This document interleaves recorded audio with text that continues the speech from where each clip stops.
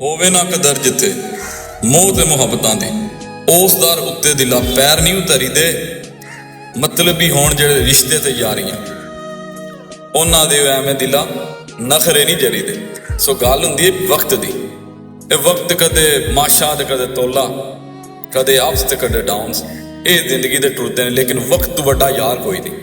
ਇਹ ਵਕਤ ਹੀ ਹੈ ਜਿਹੜਾ ਤੁਹਾਨੂੰ ਦੱਸਦਾ ਕਿ ਤੁਹਾਡੇ ਨਾਲ ਮੁਖਲਸ ਕਿਹੜਾ ਤੇ ਤੁਹਾਡੇ ਮੁਖਾਲਫ ਕਿਹੜਾ। ਸੋ ਵਕਤ ਦੀ ਕਦਰ ਕਰੋ, ਔਰ ਵਕਤ ਦੇ ਨਾਲ ਹਰ ਇਨਸਾਨ ਨੂੰ, ਹਰ ਰਿਸ਼ਤੇ ਨੂੰ ਪਹਿਚਾਣ ਦਿਓ। ਜਦੋਂ ਉਹਦੀਆਂ ਅਸਲੀਤਾਂ ਤੁਹਾਡੇ ਸਾਹਮਣੇ ਆਉਣ ਲੱਗ ਪੈਣ, ਚੁੱਪ ਕਰਕੇ ਸਬਰ ਕਰਕੇ ਪੀ ਜਾਓ, ਔਰ ਉਹਨਾਂ ਨੂੰ ਦੱਸੋ ਅਸੀਂ ਸਬਰ 'ਚ ਹਾਂ, ਅਸੀਂ ਕਬਰ 'ਚ ਨਹੀਂ।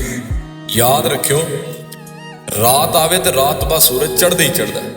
ਸੋ ਰੱਬ ਦੀ ਜ਼ਾਤ ਅਗਰ ਜ਼ਵਾਲ ਪਜ਼ੀਰੀ 'ਚ ਹੋ ਤੇ ਰੱਬ ਦੀ ਜ਼ਾਤ ਨੇ ਤੁਹਾਨੂੰ ਰੋਜ਼ ਬਖਸ਼ਣਾ ਹੀ ਬਖਸ਼ਣਾ। ਜਦੋਂ ਰੱਬ ਤੁਹਾਨੂੰ ਰੋਜ਼ ਬਖਸ਼ਣਾ, ਸੋ ਉਹਨਾਂ ਦਿਲਾਂ ਦੀ ਕਦਰ ਕਰਿਓ, ਉਹਨਾਂ ਲੋਕਾਂ ਦੀ ਕਦਰ ਕਰਿਓ, ਉਹਨਾਂ ਰੂਹਾਂ ਨੂੰ ਨਾਲ ਰੱਖਿਓ ਜਿਹੜੇ ਤੁਹਾਡੇ ਮਾੜੇ ਟਾਈਮ 'ਚ ਤਾੜੀਆਂ ਨਹੀਂ ਮਾਰਦੇ ਰਹੇ, ਬਲਕਿ ਤੁਹਾਨੂੰ ਥਾਪੀ ਮਾਰ ਕੇ ਆਖਦੇ ਰਹੇ ਕਿ ਅਸੀਂ ਤੇਰੇ ਨਾਲ, ਟੈਨਸ਼ਨ ਨਾ ਲੈ, ਖੈਰ ਮੇਰੇ, ਜੇ ਭੁੱਖਾ ਤੂੰ ਮਰਨ ਦਾ ਤਾਂ ਅਸੀਂ ਵੀ ਤੇਰੇ ਨਾਲ ਭੁੱਖੇ ਹੀ ਮਰਾਂਗੇ।